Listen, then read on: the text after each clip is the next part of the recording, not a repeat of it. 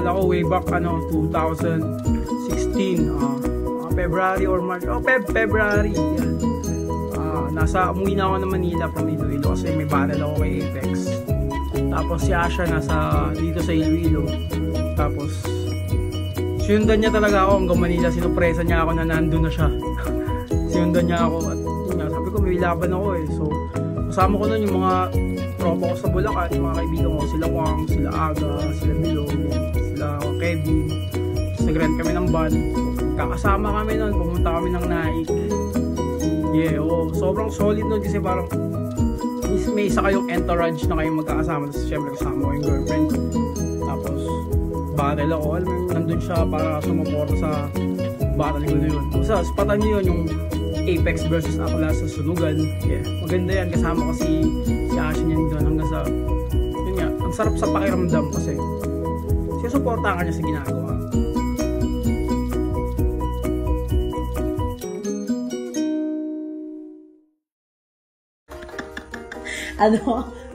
Bale, ito na yung mga behind the scenes. Hindi na sana namin i-vlog to, pero parang funny kasi ng mga daily life namin. Pinagmalaki sa akin ng hayop na wala daw siyang ex na ano tawag? Ano nga sabi mo? Wala daw siyang ex na bobo. Lahat daw matalino. Isa lang yung sagot ko dyan. Putang ina mo, gago ka, sagad ka. Kung wala kang ex na bobo, sana isa sa kanila ang nakatuluyan mong hayop ka. Mainit niyang sinawsawan mo sa carbonara. Mamatay ka sana, bilaukan ka. Gago ka. Biruin mo. Happy New Year! Wala daw siyang ex na bobo. Nasaan na sila? Iniwan ka. O, ikaw yung naiwan. Ano may story doon? Kasi alam eh. Wala kasi ako. Ako iniiwan lagi. Wala kasi ako nun. Oo, iniiwan. Ang lakas niya itong si Aklas. Nagpapakit lang ako dati sa kanya. Chat-chat na. Kamusta ka na? Abuti puta.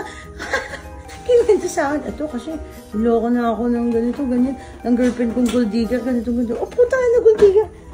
Ito, nagtanong lang ako kung kamusta ka. Hindi ba tinatanong yung... Ang sagwa. Kaso, noong mga panahon na yun, hindi pa ako malakas. Ay, hindi, malakas na talaga ako mambasag nito. Kaso, syempre, may nagpapakit ba na ng babasag? Natural, wala. Diba? Tapos gagawa kayo ng vlog. Ng vlog. Letter V kasi yun eh. Writing is vlogging and video vlog kasi. So, ganoon. Shoot kami ng dalawa. Dahil syempre, ang asawa daw ng artist, dapat suportado mo. Ang sakit! Sabi gano'n. Ay, putangin mo kanina ha. Halos tadyakan ka palabas ng kotse. Sinasira mo kasi yung art form ko kasi, hoy, ulul! Hindi ko sa ano. Ito kasi generally sa agad ang ano mo eh. Ay, oo. Partly namin nangyayari gano'n. Kasi nga, ganito lang yan. Makulay ang bunga. Tipos na kaya ako gambal. Kasi nga, ganito lang yan. Makulay kasi yung buhay. Dapat, lagyan natin ng meaning lahat-lahat.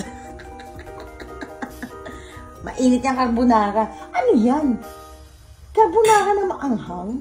That is the Philippine way of how to eat the foods after you vlog this.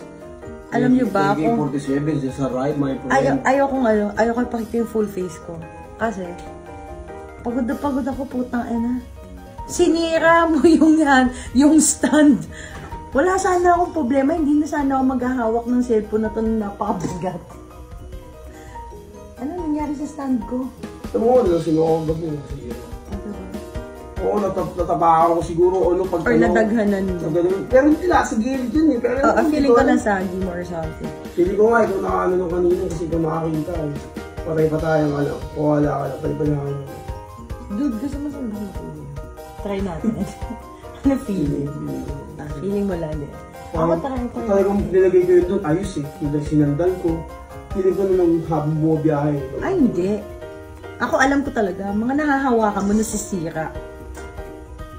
Oh, hindi oh. Sinira ko babuhan mo, inayos nga kita eh. Boom! Putang ina mo! Recorded yan! Tuntua ka naman. Ano? Sabi mo, ang dami nabili na babae sa akin dati ah. Diba? Kadili ang puta. Ay, gago po tayo naman. Alam ka naman sa akin, no ko, tombox. Hindi naman ah. Ikaw naman talaga nagsabi no kanina. Maraming babaeng nabaliw sa akin. O, kahit, sabi mo, ang daming babaeng nabaliw sa akin noon. Noon yun, boy. Ngayon, sa akin ka nabaliw.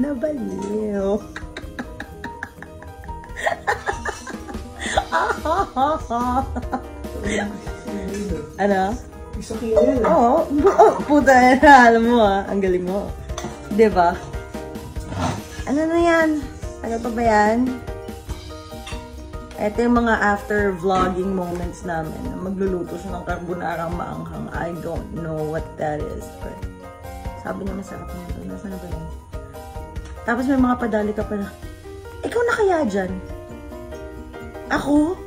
Aklas ba pangalan ko? Kung kaya ko naman gawin. Saan ba yun? Ha? Saan? Just a while ago, sinasabi mo dito. Oh, what? Dito na nag-shoot pa tayo. Tapos sinasabihan mo ko na, sabi ko sa'yo, pwede na ba ako maging director? Tapos sabi mo, oo, kaso ganito, dapat ganito, ganyan. O di, ikaw na lang humawak dito, ako na lang magiging aklas. Ako na lang yung sasagot. Wow, nakagawa na ng isang episode. Excuse me, isa, day, liwat tabid, day, isa. Nagagawa, direct ka na gagawin. Isa. Yung mga taga, Planet's Kangaroo.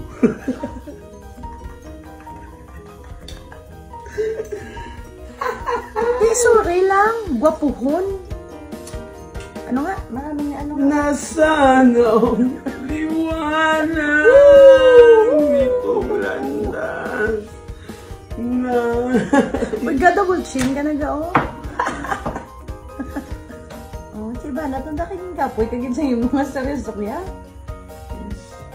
Pero talaga, best pick-up line mo talaga eh. Alam mo dati, dami yung babay na babae sa akin. Dati pa yun, boy. Oo nga, sabi mo naman eh. Not sure. Pero dati pa. Oo, dati pa yun. Kasi ngayon, Dati. kanino kaya ba? Uy, ba't pinapakita mo yung dirty kitchen natin? Dirty na nga, kitchen pa eh. Pero ngayon, kanino ka nababaliw? Sabihin mo. Umalis. Sino ang pipiliin ko? Mas ka nakaragot yan. Ikaw eh. Sus. Ano? Kanino ka nababaliw? Sabihin mo, yung crunchy. Ano pipilitan kaya ta?